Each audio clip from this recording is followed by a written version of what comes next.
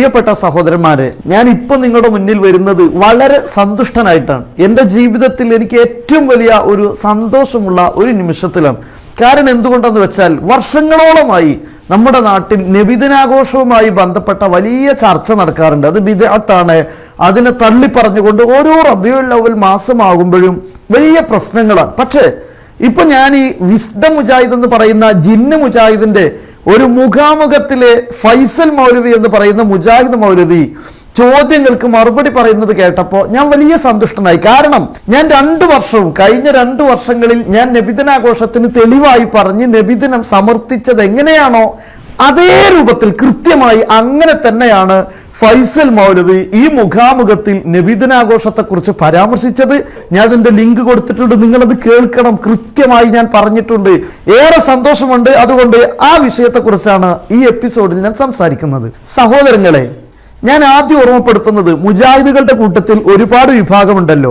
ജിന്നുകൾ എന്ന് പറയുന്ന ഈ വിഭാഗത്തെ കുറിച്ചാണ് ഇപ്പോൾ ഞാൻ പരാമർശിക്കുന്നത്. ആ കൂട്ടത്തിൽ മടവൂർ മുജാഹിദ് ഉണ്ട്, അതുപോലെ തന്നെ ഔദ്യോഗിക മുജാഹിദുകളായി അറിയപ്പെടുന്ന ആളുകളൊക്കെ ഉണ്ട്. എന്നെ നിങ്ങൾ നിഷ്പക്ഷമായി വിലയിരുത്തി നിങ്ങളാണ് ഈ വിഷയത്തിൽ ഒരു തീരുമാനം പറയേണ്ടത്.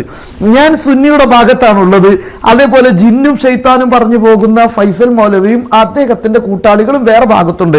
പക്ഷെ നിഷ്പക്ഷമായി നിങ്ങൾ പറയണം, എന്തായിരുന്നു മുജാഹിദുകൾ ഇത്രയും കാലം പറഞ്ഞിരുന്നത്? ഈ ഫൈസൽ മൗലവി അടക്കം എന്തായിരുന്നു അദ്ദേഹം പ്രസംഗിച്ചത് എന്നും എന്താണ് ഈ വർഷം അദ്ദേഹത്തിനുണ്ടായ മാറ്റമെന്നും നിങ്ങൾ നിഷ്പക്ഷമായി പറയണമെന്ന് ഞാൻ വിനീതമായി ഓർമ്മപ്പെടുത്തുകയാണ്.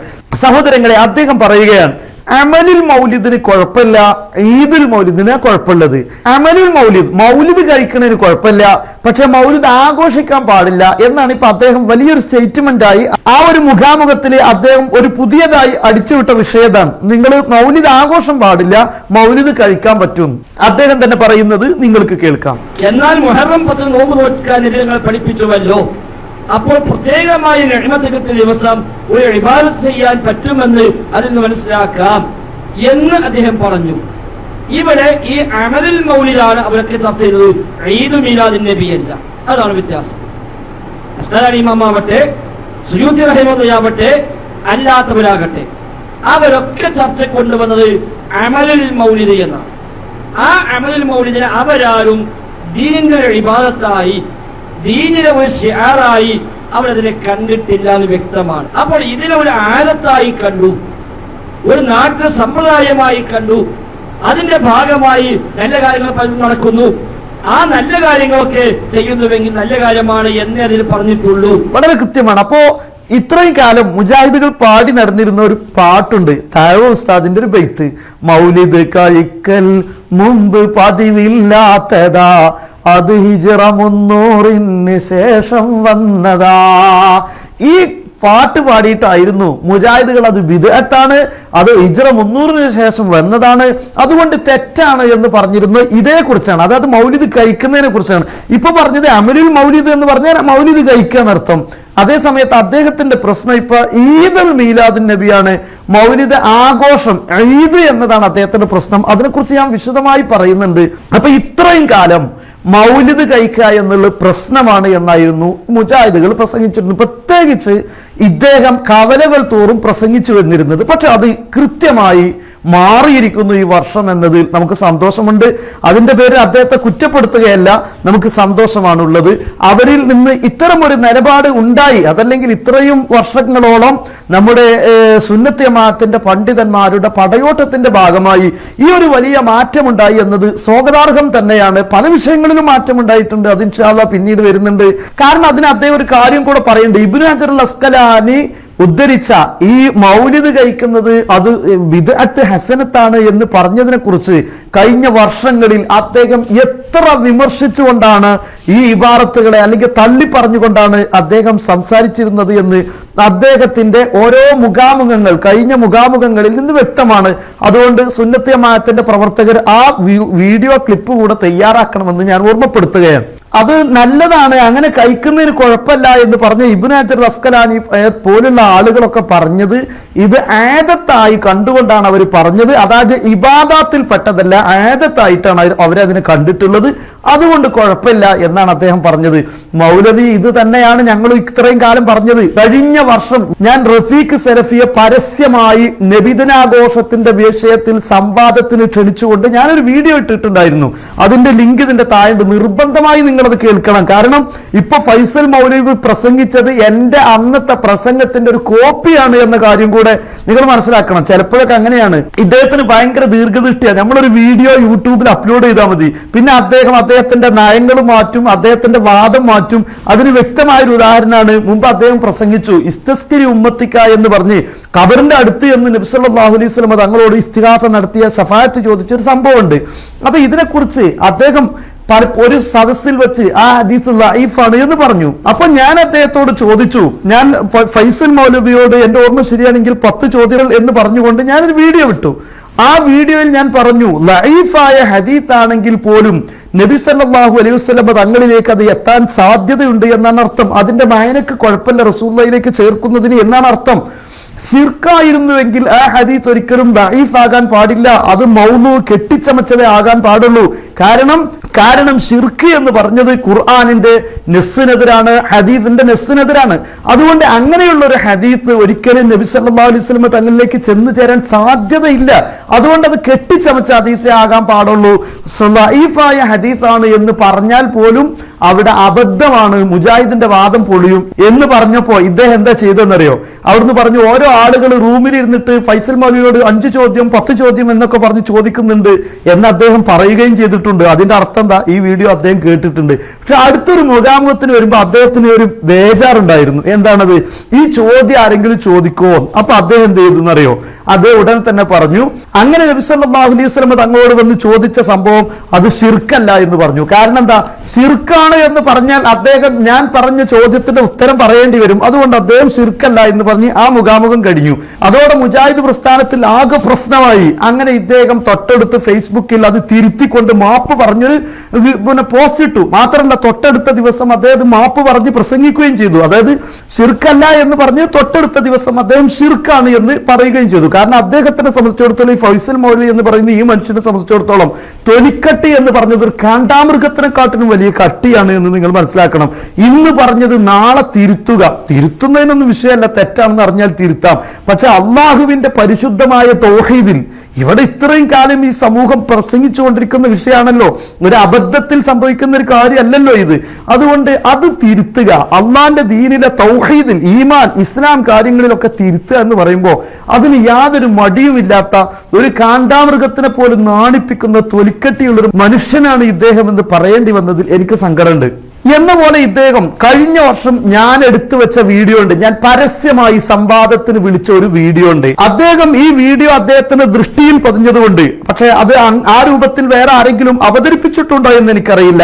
പക്ഷെ ഞാൻ കഴിഞ്ഞ വർഷം പരസ്യമായി വെല്ലുവിളിച്ചുകൊണ്ട് തന്നെ അതിനൊരു വീഡിയോ ഇറക്കിയിരുന്നു. പക്ഷെ ഇദ്ദേഹം ഈ വർഷം അങ്ങനെ ഒരു ചോദ്യം വരുമോ എന്നുള്ള പേടിയാണ്. മുഖാമുഖം നടത്തുമ്പോഴൊക്കെ ഇയാള് യൂട്യൂബിൽ ആരൊക്കെ എന്തൊക്കെയാ പറഞ്ഞിട്ടുള്ളത് എന്നൊക്കെ പരിശോധിക്കും. എന്നിട്ട് അതിനനുസരിച്ച് നിലപാട് അദ്ദേഹം മാറ്റുകയും ചെയ്യും. നല്ല കാര്യമാണ്. ഏതായിരുന്നാലും അദ്ദേഹം ഇക്കുറി പറഞ്ഞു ഞാൻ പ്രസംഗിച്ച കഴിഞ്ഞ വർഷം ഞാൻ ആ വെല്ലുവിളിച്ച് പ്രസംഗിച്ച അതേ പ്രസംഗം, അതായത് ഈ നബിദിനാഘോഷം എന്ന് പറഞ്ഞത് ആദത്താണ്, അതൊരു ഇബാദത്തല്ല. ആദത്താകുമ്പോൾ അതൊരിക്കലും ഈ ശറയിൽ ഇസ്ലാമിൽ ഒരു കാര്യം പുതുതായി കൊണ്ടുവന്നു, അല്ലെങ്കിൽ സ്വഹാബത്ത് ചെയ്തില്ല, റസൂലുള്ളാഹി സ്വല്ലല്ലാഹു അലൈഹി വസല്ലം തങ്ങൾ ചെയ്തില്ല എന്നൊന്നും പറയാൻ പറ്റൂല. ഏതുപോലെ നമ്മളിപ്പോ മുഖാമുഖം നടത്തുന്നു, പരിപാടി നടത്തുന്നു, മുജാഹിദ് സമ്മേളനം നടത്തുന്നു, ഇതൊക്കെ ദഅ്വാ പ്രവർത്തനമാണ്, പ്രതിഫലമുള്ള ഖൈറായ കാര്യമാണ്. നബി സല്ലല്ലാഹു അലൈഹി വസല്ലം തങ്ങളുടെ സ്വഹാബത്ത് ഖുർആൻ ജമ്മ് ചെയ്തു, അതല്ലാതെ ജമ്മ് ചെയ്യുക എന്ന് പറഞ്ഞൊരു ഇബാദത്തില്ല എന്നൊക്കെ ഞാൻ അന്ന് പ്രസംഗിച്ചിരുന്നു. അപ്പൊ അത് ഇദ്ദേഹം കടമെടുത്ത് മുഖാമുഖത്തിൽ പ്രസംഗിച്ചിരിക്കുകയാണ്. കാരണം ആ ചോദ്യം വരണ്ടെന്ന് കരുതിയിട്ട്. ഏതായാലും ഇദ്ദേഹത്തിന്റെ ഈ പ്രസംഗത്തോടു കൂടെ മുജാഹിദ് പ്രസ്ഥാനത്തിൽ ഒരു വലിയ പടയൊരുക്കം തന്നെ ഇദ്ദേഹത്തിനെതിരെ ഉണ്ടാകുമെന്നാണ് ഞാൻ വിശ്വസിക്കുന്നത്. അപ്പൊ ഞാൻ ഈ വിഷയത്തിൽ ഫൈസൽ മൗലവിയോട് പറയുന്നു, സകല മുജാഹിദുകളോടും പറയുന്നു, ഞങ്ങളുടെ വിശ്വാസം മൗലിദ് ആഘോഷം എന്ന് പറയുന്നത് ഒരു ഇബാദത്തിന്റെ ഗണത്തിൽ പെട്ടതല്ല, നേരെ മറിച്ച് ആദാത്തിൽപ്പെട്ടതാണ്. ഏതുപോലെ കൂലി ലഭിക്കും, മഹത്തായ ഒരു കാര്യമാണെന്ന് ഇബ്നു ഹജർ അൽ അസ്കലാനി പറഞ്ഞപ്പോൾ അമലിൻ മൗലിദ് എന്ന് പറഞ്ഞ വലിയ നല്ലൊരു കാര്യമാണ്, എല്ലാ റബീഉൽ അവ്വൽ 12 ചെയ്യണമെന്ന് പറഞ്ഞുകൊണ്ട് മഹാനവറുകൾ പറഞ്ഞത് ആദത്താണ് എന്നാണല്ലോ ഫൈസൽ മൗലവി പറഞ്ഞത്. അത് തന്നെയാണ് ഞാനും പറഞ്ഞത്. അപ്പൊ എന്തായി? ഇബ്നു ഹജർ അസ്ഖലാനി റളിയല്ലാഹു അൻഹു ചെയ്യാൻ പറഞ്ഞിട്ടുണ്ട്, മൗലിദ് കഴിക്കാൻ പറഞ്ഞിട്ടുണ്ട്. അത് ആദാത്താണ്, ഇബാദത്തിൽ പെട്ടതല്ല. അതുകൊണ്ട് സ്വഹാബത്ത് ചെയ്തില്ല, താബീങ്ങൾ ചെയ്തിട്ടില്ല എന്ന ചോദ്യത്തിന് പ്രസക്തിയില്ല എന്നാണ് അദ്ദേഹം പറഞ്ഞു വെച്ചത്. അത് തന്നെയാണ് നമ്മളും പറഞ്ഞു വെച്ചത്. ഇത് ഞാൻ എന്റെ അഭിപ്രായം മാത്രം പറയല്ല. ഈ കാണുന്ന ഗ്രന്ഥം മഹാനായ അലവി മാലിക്കി എന്ന് പറയുന്ന വിശ്രുതനായ പണ്ഡിതൻ, സുന്നത്തി ജമാഅത്തിന്റെ സുന്നികളുടെ തവസ്സുലും ഇസ്തിഗാസയും ഒക്കെ സമർത്ഥിക്കുന്ന വലിയൊരു ഗ്രന്ഥമാണ്. ഈ ഗ്രന്ഥത്തിൽ അദ്ദേഹം നബിദിനാഘോഷത്തെ കുറിച്ച് പറയുന്നത് നോക്കൂ നിങ്ങൾ. നഹ്നു നഖൂലു ഫീ കുല്ലി മഹ്ഫലിൻ വ മുനാസബത്തിൻ, ഇതുപോലുള്ള ഓരോ പരിപാടികളെ കുറിച്ച് നമ്മൾ പറയുന്നത് ഇന്ന ഹാദൽ ഇജ്തിമാ ബിഹാദിഹിൽ കൈഫിയ, ഈ രൂപത്തിലുള്ള ഈ ഒരുമിച്ച് കൂടല് അംറുൻ ആദിയുൻ, അത് ആദിയായ ഒരു കാര്യമാണ്. ലൈസ മിനൽ ഇബാദത്തി ഫീ ഷൈഇൻ, അത് ഒരു ഇബാദത്ത് അല്ലേ അല്ല എന്നാണ് പറയുന്നത്. ഈ അലവി മാലിക്കി എന്ന അദ്ദേഹത്തിന്റെ 314-ാമത്തെ പേജിൽ പറയുന്നു, ജറത്ത് ആദാത്തുന, നമ്മുടെ പതിവാണ് അന്നജ്തമിയൽ ഇഹ്യായി ജുംലത്തി മിനൽ മുനാസബാത്തി താരിഖിയ, ചരിത്രമായി ബന്ധപ്പെട്ട പല വിഷയങ്ങൾക്കും വേണ്ടി ഒരുമിച്ച് കൂടുക, ആ ദിവസത്തെ നമ്മൾ ജീവിപ്പിക്കുക എന്നത് ഒരു സാധാരണ പതിവാണ് നമ്മുടെ. മൗലിദുൻ നബവിയെ പോലെ, അതുപോലെ ഇസ്രായി വൽ മീറാജി, ഇസ്രാ മിറാജിന്റെ സ്മരണയെ പോലെ, ലൈലത്തിൻ നിസ്ഫി മിൻ ശഅബാൻ, ശഅബാനിന്റെ പകുതിയുടെ രാത്രിയിൽ ഒരുമിച്ച് കൂടും പോലെ, വൽ ഹിജ്റത്തിൻ നബവിയ, റസൂലുള്ളാഹിക്ക് ഹിജ്റ കിട്ടിയ രാത്രിയിൽ ഒരുമിച്ച് കൂടും പോലെ, വദിക്റാ നുസൂലിൽ ഖുർആൻ, ഖുർആൻ ഇറങ്ങിയ സമയത്ത് ഒരുമിച്ച് കൂടും പോലെ, വദിക്റാ ഗസ്വത്തി ബദർ, ബദരീങ്ങൾ ആണ്ടിന് ഒരുമിച്ച് കൂടും പോലെ, വഫി ഇഅ്തിബാരിന അന്ന ഹാദൽ അംറ ആദിയുൻ, നമ്മുടെ കാഴ്ചപ്പാടിൽ ഇതൊക്കെ ആദിയായ കാര്യമാണ്. ഇദ്ദേഹം പറഞ്ഞതേപോലെ തന്നെ ആദിയായ കാര്യം. എന്നിട്ട് ഇദ്ദേഹം പറയുന്നു വൽഹാസിലു, ടോട്ടൽ വിഷയങ്ങളൊക്കെ വിശദീകരിച്ച് പറഞ്ഞിട്ട് പറയുന്നു വൽഹാസിൽ അന്നന, തീർച്ചയായിട്ടും നമ്മൾ ലാ നഖൂലു ബിസുന്നിയത്തിൽ ഇഹ്തിഫാലി ബിൽ മൗലിദിൽ മദ്കൂരി ഫീ ലൈലത്തിൻ മഖ്സൂസത്തിൻ, ഒരു പ്രത്യേക ദിവസം അതൊരു സുന്നത്തായ ഒരു ഇബാദത്താണ് എന്ന് ഞങ്ങൾ ആരും പറയുന്നില്ല. ബൽ മനി ഇത്തഖദ ദാലിക ഫഖദ് ഇബ്തദഅ ഫിദ്ദീൻ, അങ്ങനെ ആരെങ്കിലും വിശ്വസിക്കുകയാണെങ്കിൽ അത് ദീനിൽ പുതുതായി ഉണ്ടാക്കലാണ്. ഏതുപോലെ നിങ്ങൾ പറഞ്ഞ പോലെ റഗായിബ് സുന്നത്ത് നിസ്കാരവും മീറാജിന്റെ സുന്നത്ത് നിസ്കാരം ഒക്കെ നിസ്കരിക്കുന്നത് ബിദ്അത്താണ് എന്ന് പറഞ്ഞ പോലെ ഒരു ഇബാദത്ത് നമുക്ക് പുതുതായി കൊണ്ടുവരാൻ പാടില്ല. അതേ സമയത്ത് ആദത്തുകൾ ചെയ്യുന്നതിന് കുഴപ്പമില്ല. അതിന്റെ അർത്ഥം ആദത്തിന് കൂലി ലഭിക്കൂല എന്നല്ല. ഇദ്ദേഹം പറയുന്നത് കേട്ടോ നിങ്ങൾ മുഖാമുഖത്തെ മതമൂമത്തല്ലാത്ത വിധേയത്വം പറഞ്ഞപ്പോൾ പറഞ്ഞാണ് പിന്നീട് ഹൈറായ കാര്യങ്ങൾ, ഈ മുഖാമുഖം ഹൈറായ കാര്യമാണ്, പീസ് റേഡിയോ ഹൈറായ കാര്യമാണ്, ദൈവത്തിന്റെ സംരംഭം ഹൈറായ കാര്യമാണ്. അങ്ങനെയുള്ള ഹൈറായ കാര്യങ്ങൾ പിൽക്കാലത്ത് വന്ന ഹൈറുകൾ അത് പ്രത്യേകം എടുത്തു പറഞ്ഞത്, അല്ലാതെ മതത്തിൽ പുതിയത് ഉണ്ടാക്കാമെന്നല്ല. അങ്ങനെയാണെങ്കിൽ റഗായിബ് നിസ്കാരം പാടില്ല എന്ന് എങ്ങനെ പറയും? ഹൈറായ കാര്യമാണ്. ഹൈറായ കാര്യം നമുക്ക് കൂലി ലഭിക്കുന്ന കാര്യത്തിൽ യാതൊരു സംശയമില്ലല്ലോ. പക്ഷെ എന്തുകൊണ്ടാണ് അത് കൂലി ലഭിക്കുന്ന കാര്യം? അത് നല്ല ഒരു ലക്ഷ്യത്തിലേക്കുള്ള മാർഗമായതുകൊണ്ട് അതിന് പ്രതിഫലമുണ്ട്. പള്ളിയിൽ പോയി നിസ്കരിക്കുക എന്നത് ഒരു ഫർളായ കാര്യമാകുമ്പോൾ ആ പള്ളിയിലേക്ക് നടന്നു പോകുക എന്നതിനും കൂലിയുണ്ട്. നടക്കുക എന്ന് പറഞ്ഞൊരു ഇബാദത്തല്ല, അത് അതിലേക്കുള്ളൊരു മാർഗമാണ്. എന്ന പോലെ നബി സല്ലല്ലാഹു അലൈഹി വസല്ലം തങ്ങളുടെ മദ്ഹ് പറയുന്നു, ഒരുപാട് നല്ല കർമ്മങ്ങൾ, അദ്ദേഹം തന്നെ അതൊക്കെ വിശദീകരിച്ചു, നല്ല കർമ്മങ്ങൾ ചെയ്യുന്നു, അതിലേക്കുള്ള വസീലയാണ് എന്ന അർത്ഥത്തിൽ അത് കൂലി ലഭിക്കും, കൂലി കിട്ടുന്ന നല്ലൊരു കാര്യം. പക്ഷെ അതിന് ശറഈലുള്ള ഒരു ഇബാദത്തായി പരിഗണിക്കേണ്ടതില്ല. അപ്പോഴാണ് അത് ഖലീഫമാർ ചെയ്തിട്ടില്ല, 1-ാം നൂറ്റാണ്ടിൽ ചെയ്തിട്ടില്ല, 2-ാമത്തെ നൂറ്റാണ്ടിൽ ചെയ്തിട്ടില്ല എന്നൊക്കെയുള്ള വിഷയം വരുന്നത്, ബിദ്അത്ത് എന്ന വിഷയമൊക്കെ വരുന്നത്. എന്നിട്ട് ഇദ്ദേഹം പറയാം ലാ യുഖാലു ഫീഹ, ഇത്തരം വിഷയങ്ങളിൽ പറയപ്പെടുകയില്ല, അക്സറു മിൻ അന്നഹ മഹ്ബൂബത്തുൽ ലിശാരി, അത് ഷാരിന് അള്ളാഹ്ക്ക് ഇഷ്ടപ്പെട്ട കാര്യമാണ്, ഖൈറായ കാര്യമാണ് എന്നാ പറയാ. അതിനർത്ഥം കൂലി കിട്ടൂല എന്ന് വിശ്വസിക്കരുത്. മുഖാമുഖം നടത്തിയതിന് കൂലി കിട്ടും, അതൊക്കെ അള്ളാന്റെ മാർഗത്തിലാണ്. അതുപോലെ നമ്മുടെ ഒരു പള്ളിയുടെ സംരക്ഷണത്തിന് വേണ്ടി, ദീനീ സംരക്ഷണത്തിന് വേണ്ടി നമ്മളൊരു ധർണ നടത്തിയാൽ വരെ, ഒരു റാലി നടത്തിയാൽ വരെ അതിനൊക്കെ പുണ്യം ലഭിക്കും എന്ന് തന്നെയാണ് നമ്മളൊക്കെ വിശ്വസിക്കുന്നത്. അതുകൊണ്ട് ഞാൻ അദ്ദേഹത്തോട് എൻ്റെ വീഡിയോയിൽ ഞാൻ മുമ്പ് ഇതിന്റെ കൂടെ ഇട്ട ലിങ്കിൽ ഞാൻ പറഞ്ഞിരുന്നു, ഇഹ്തിഫാൽ എന്ന് പറഞ്ഞൊരു ഇബാദത്തില്ല, റാലി എന്ന് പറഞ്ഞൊരു ഇബാദത്തില്ല, ഇതൊന്നും ഇബാദത്തിലെ ആദാത്തുകളാണ്. അത് നല്ല കാര്യത്തിന് വേണ്ടി നമ്മൾ റാലി നടത്തുമ്പോൾ, ഞാൻ പറഞ്ഞില്ലേ ഒരു പള്ളിയുടെ സംരക്ഷണത്തിന് വേണ്ടിയാണ് അല്ലെ ദീനീ സംരക്ഷണത്തിന് വേണ്ടി റാലി നടത്തിയത്, അതിന് പ്രതിഫലമുണ്ട്. അതേ സമയത്ത് അതൊരു തോന്നിവാസത്തിന് വേണ്ടിയാണ് അല്ലെങ്കിൽ രാഷ്ട്രീയപരമായ കുത്തയിഞ്ഞ ഏതൊക്കെയോ റാലികളാണ്, അതിന് കുറ്റായിരിക്കും ഉണ്ടാവുക. അപ്പൊ ഞാൻ പറയുന്നത് ഇതൊക്കെ ആദത്തുകളാണ്. ആദത്തുകളുടെ വിധി എങ്ങനെയാണ് നമ്മൾ കണക്കാക്കേണ്ടത്? ലിൽ വസായിലി അഹ്കാമുൽ മഖാസിദ്, വസീലകൾക്ക് ഓരോന്നിന്റെയും മാധ്യമങ്ങൾക്ക് അത് എന്തിനു വേണ്ടിയാണോ ചെയ്യുന്നത് അതിന്റെ വിധിയായിരിക്കും അതിനുണ്ടാവുക എന്നാണ് അവിടെ കൃത്യമായി പറഞ്ഞിട്ടുള്ളത്. ഇനി അദ്ദേഹം പറയുന്ന മറ്റൊരു കാര്യം എന്താണെന്നറിയോ? ഒന്ന് നോക്ക് നിങ്ങൾ. ഇത് മൗലിദ് കഴിക്കുകയാണെങ്കിൽ കുഴപ്പമില്ലായിരുന്നു, ഇത് നിങ്ങൾ ഈദ് എന്ന് പറയുന്നു. ഈദ് ഇസ്ലാമിലെ ഇബാദത്താണ്. നോക്കി, നിങ്ങൾ ശ്രദ്ധിച്ചു നോക്കുക, അദ്ദേഹം പറയുന്നത് കൃത്യമാണ്. അതാ പറഞ്ഞത്, അവർക്ക് ചർച്ചയുടെ അമലുൽ മൗലിദാണ്, നിങ്ങൾ ചർച്ചയിൽ കൊണ്ടുവരുന്ന ഈദ് മിലാദ് സുന്നയാണ്. ഇത് രണ്ടും രണ്ടാണ്. അതാ പറഞ്ഞത്. അസ്കാരിമോ പറഞ്ഞ അമലുൽ മൗലിദ്, ആ അമലുൽ മൗലിദിന്റെ ഹുക്മ്, അത് ചർച്ചകൾ അതേപോലെ പറഞ്ഞിട്ടുള്ളൂ. അവർ ഇതിനെ കൊണ്ടുപോയത് ഈദ് മിലാദ് റസൂലില്ല എന്ന തരത്തിലേക്കാണ്. ഈദാകുമ്പോൾ തന്നെ അത് ശരീഅത്തിന്റെ ഭാഗമായി മാറി. ഈദ് എന്ന് പറയുന്നത് ഇബാദത്താണ്, അത് ശരിയാണോ? ഈദ് എന്ന് പറഞ്ഞ ആഘോഷം, നമ്മൾ പറയും വാർഷിക ആഘോഷങ്ങൾ പലതും നടക്കാറുണ്ട്. നമ്മൾ ഇന്ത്യൻ സ്വാതന്ത്ര്യ ദിനാഘോഷം നടത്താറുണ്ട്, ഇതും ആഘോഷമാണ്. അറബിയിൽ അത് പറയാൻ ഈദ് എന്നാ പറയാ, ആഘോഷം എന്നുള്ളതിന്. നോക്കൂ നിങ്ങൾ, ഇത് സൗദി അറേബ്യയിൽ ഓരോ വർഷം ചെയ്യുന്ന കാര്യമാണ്. ഈദുൽ വത്തനി, അവിടുത്തെ ആഘോഷമാണ് ഈദ് എന്നതിനെ കുറിച്ച് പറഞ്ഞ ഈദുൽ വത്തനിയാണ്. അവരുടെ രാഷ്ട്രത്തിന്റെ ആഘോഷമാണത്. വർഷാവർഷം എന്ത് ചെയ്യുന്നു, അവരുടെ സൗദി എന്ന് പറയുന്ന രാഷ്ട്രം സ്ഥാപിതമായതിൽ സന്തോഷ പ്രകടനം നടത്തുന്ന ഈദ്. നോക്ക് നിങ്ങൾ, ഈദ് എന്ന് എഴുതി. അപ്പൊ ഇത് തെറ്റാവോ? ഫൈസൽ മൗലവി പറഞ്ഞ ഈദ് എന്ന് പറയാൻ പാടില്ല എന്നാ. അപ്പൊ ഇതിനെക്കുറിച്ച് ഫൈസൽ മൗലവി എന്തർത്ഥത്തിലാണോ ഈദ് എന്ന് പറയുന്നത് അതേ അർത്ഥത്തിൽ, അതായത് സാധാരണ വാക്കിൽ ആഘോഷം, അതൊന്നും ഒരു ഇസ്ലാമിലെ ഒരു പ്രത്യേകമായ ആഘോഷ ദിനമായി പറയല്ല. നേരെ മറിച്ച് അത് സാധാരണഗതിയിൽ നമ്മുടെ രാഷ്ട്രത്തിന്റെ സ്വാതന്ത്ര്യ ദിനാഘോഷം ഉണ്ടാവും എന്ന പോലെ ആഘോഷം എന്ന് പറയുക മാത്രമാണ് ചെയ്യുന്നത്.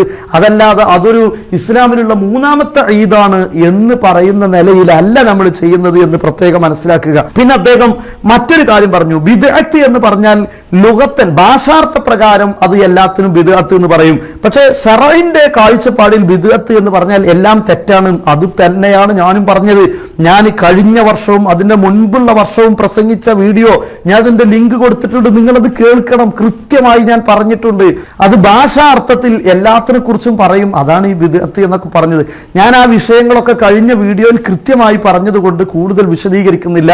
അദ്ദേഹം ഇപ്പോൾ പ്രസംഗിച്ചതും മാറിയതും കൃത്യമായ മാറ്റമൊക്കെ വളരെ വ്യക്തമാണ്. അതുകൊണ്ട് ഞാൻ ഓർമ്മപ്പെടുത്തുന്നു, ഈ വിഷയത്തിൽ ഒരു തീരുമാനം പറയേണ്ടത് കൃത്യമായും മുജാഹിദുകൾ തന്നെയാണ്. ഈ ഫൈസൽ മൗലവിയുടെ ഈ ഒരു പ്രസംഗത്തെക്കുറിച്ചുള്ള കൃത്യമായ ഒരു തീരുമാനം ഇത് തന്നെയാണോ മുജാഹിദ് പ്രസ്ഥാനത്തിന്റെ നിലപാട് എന്ന് വ്യക്തമാക്കേണ്ടത് മുജാഹിദ് പ്രസ്ഥാനത്തിന് തന്നെയാണ്. മുജാഹിദ് പ്രസ്ഥാനം എന്ന് പറയുമ്പോൾ ഇത് വിസ്ഡം ജിന്ന് മുജാഹിദാണ്. അവരെ സംബന്ധിച്ചിടത്തോളം ഇപ്പൊ എപ്പോഴും മാറിക്കൊണ്ടിരിക്കുന്ന തൗഹീദുകളും മാറിക്കൊണ്ടിരിക്കുന്ന നിലപാടുകളുമാണ്. ശിർക്കും തൗഹീദും വരെ ദൈനംദിനം മാറിക്കൊണ്ടിരിക്കുന്നവരാണ്. അതുകൊണ്ട് ഈ വിഷയത്തിൽ മുജാഹിദുകൾക്കുള്ള നിലപാടുകൾ ഇത് തന്നെയാണോ എന്ന് സൗദി അറേബ്യയിൽ അടക്കമുള്ള ആളുകൾക്ക് അമലുൽ മൗലിദ് എന്ന് പറഞ്ഞ സംഗതിയെക്കുറിച്ച് ഇതേ കാഴ്ചപ്പാട് തന്നെയാണോ ഉള്ളത് എന്നുകൂടെ വ്യക്തമാക്കണമെന്ന് ഞാൻ മുജാഹിദ് പ്രസ്ഥാനത്തിന്റെ ആളുകളോട് ഓർമ്മപ്പെടുത്തുന്നു. ഇൻഷാ അല്ലാഹ് ഈ ഒരു കാര്യം വളരെ സന്തോഷമുണ്ട്. ഇനി അതിൽ ചെറിയ ചെറിയ മാറ്റങ്ങളും കൂടി, ഈദ് എന്ന് പറഞ്ഞത് ഒരു ഭാഷാ പ്രയോഗമാണ് എന്നുകൂടെ മനസ്സിലാക്കിയാൽ നബിദിനാഘോഷവും പൂർണ്ണമായി അംഗീകരിക്കുന്നവിടത്തേക്ക് എത്തിയിട്ടുണ്ട്. മൗലിദ് കഴിക്കൽ മുമ്പ് പതിവില്ലാത്തതാ എന്ന് പറഞ്ഞ മൗലിദ് കഴിക്കണേ കുഴപ്പമില്ല എന്നും അതൊരു ആദത്തായി കണ്ടാൽ മതിയെന്നും നമ്മളൊക്കെ പറഞ്ഞ പോലെ തന്നെ മാലിക്ക് പറഞ്ഞ പോലെ അങ്ങനെ തന്നെ കണ്ടാൽ മതിയെന്നും. പിന്നെ ഈദ് എന്നൊരു വാക്കാണ് അദ്ദേഹത്തിന്റെ പ്രശ്നം. അതിന് ഇപ്പൊ നമ്മുടെ ഈ ഒരു രൂപത്തിൽ അദ്ദേഹം മനസ്സിലാക്കുകയാണെങ്കിൽ അതും ഒരു ഭാഷാ പ്രയോഗമാണ് എന്ന് അദ്ദേഹം മനസ്സിലാക്കി കഴിഞ്ഞാൽ ഇവിടെ നബിദിനാഘോഷം ജിന്നുകൾക്കും സുന്നികൾക്കും ഒരുമിച്ച് ആഘോഷിക്കാവുന്നതേ ഉള്ളൂ എന്ന് ഓർമ്മപ്പെടുത്തുന്നു. വീണ്ടും കാണാം. അസ്സലാമു അലൈക്കും വറഹ്മത്തുള്ളാഹി.